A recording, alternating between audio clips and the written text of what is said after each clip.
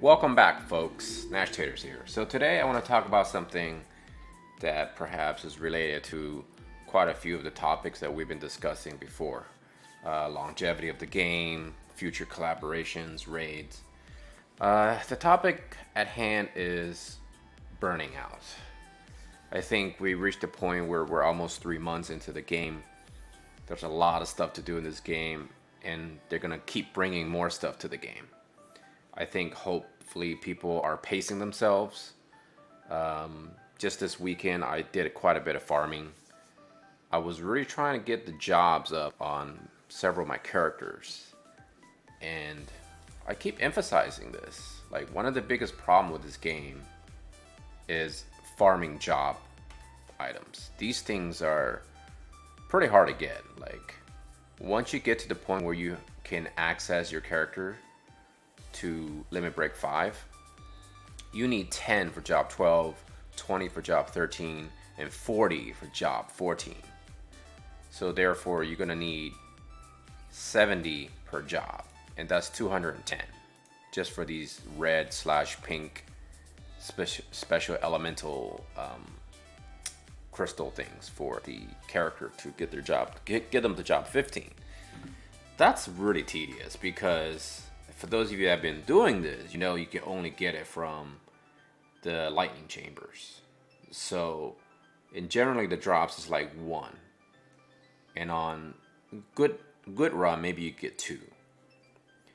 And I think the most I've ever seen was 3, but that's like so rare. And then if you do this on X2 days, 2 times drops, you kind of sort of somewhat double the speed, but at 16 energy costs per run if you're to do it on your own, or 8 energy costs per run on multi, assuming that you can get into those rooms and you can use someone else to initiate the room. It could be free, but really we're talking about time, right? We're talking about the farming rate of these things. It's pretty rough. Now I get it, these are really end game for specific characters, right? You're trying to get to the maximum. Once you're done with the maximum, you're obviously done with the jobs for that character. But just bear in mind, that's a lot of hours of farming.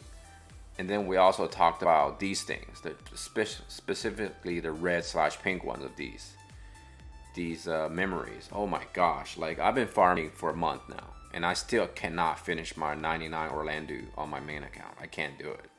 It just won't drop.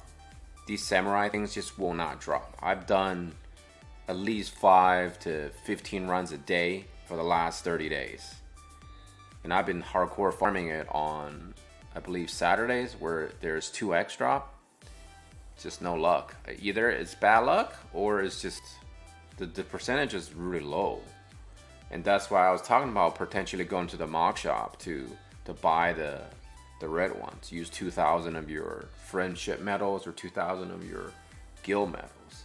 It might actually be worth it because by the time you actually get 5, you might actually need to do that. You might actually have enough time to build up enough medals to just individually buy them. And so that leads up to the next sort of issues to farm, right? Of course, these raids are pretty much just limited time. Even though they will keep coming back eventually. But I'm telling you, farming this raid, it's very tedious. It's super tedious. It's ultra time consuming.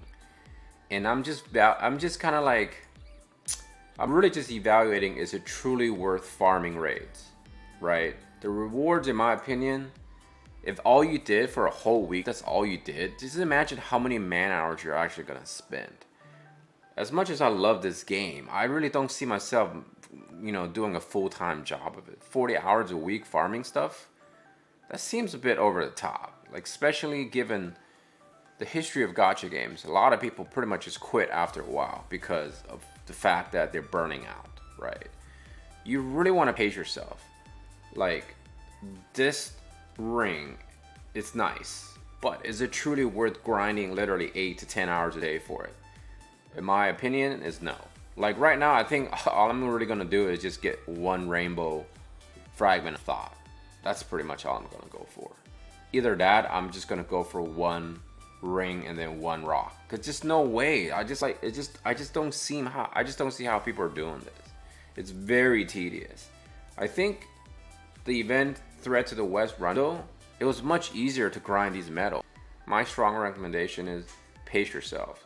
Set yourself for a goal. Like, I know personally, I feel like the best thing to do this raid is just try to get these, right? And maybe just get one copy of the ring, just so you can have an actual copy.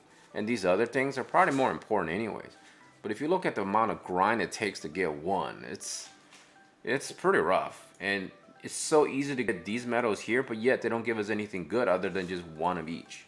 You know what I mean? Like, they should have gave us 2 each or something like that. Because at the end of the day, we talked about how free-to-play player base is more important than simply whales.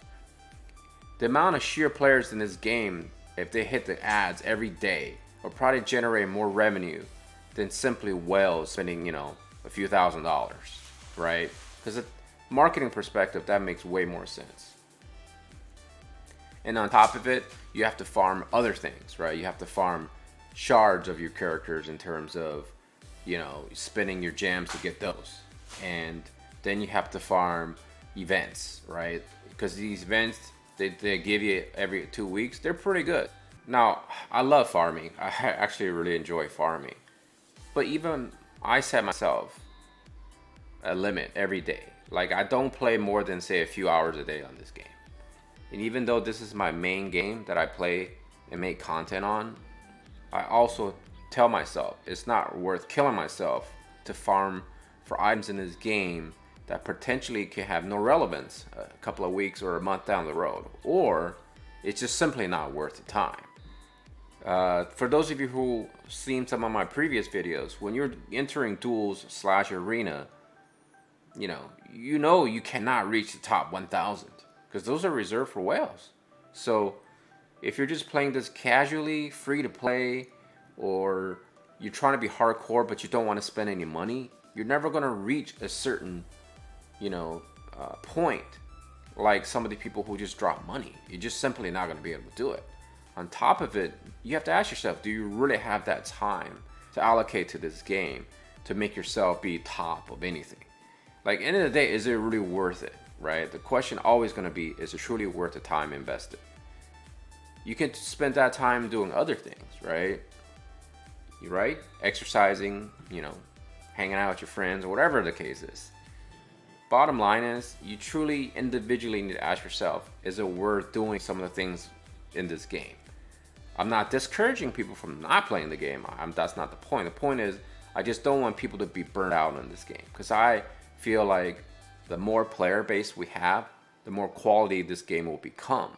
The higher quality, I mean. So it's like, I just make sure people are pacing themselves and setting realistic goals for themselves, right? It's not, I think there's plenty of content creators out there saying now there's no reason to try to get +5 ring. It's no reason. Because look at this, +5 ring at 63, you would need roughly 100 something thousand. Now, we've already seen in the ranking, there's some people that already achieved that. But how many hours of day are they actually grinding this though?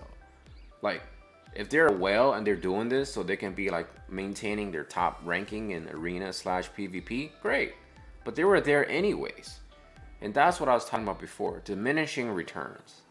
There's no reason to do certain things in this game beyond a level because of diminishing returns. The more time you invest into this game in certain aspects, the less return you're gonna get. My suggestion, a couple hours a day is more than enough. Why make this something into a full-time job when it's supposed to be just entertainment? Hopefully, this will shed some light for some folks that games in general are designed for you to have fun, for you to escape whatever it is you want to escape, not to make it into a full-time job. Even if I was getting lots of money making content for this game, I would not make it into a full-time game playing the game.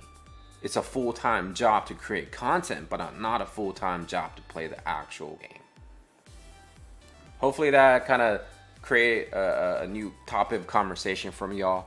I do plan on joining Reddit and maybe input some of my opinions there too as well. So anyways, take care of yourself, take care of your family, take care of everyone you love.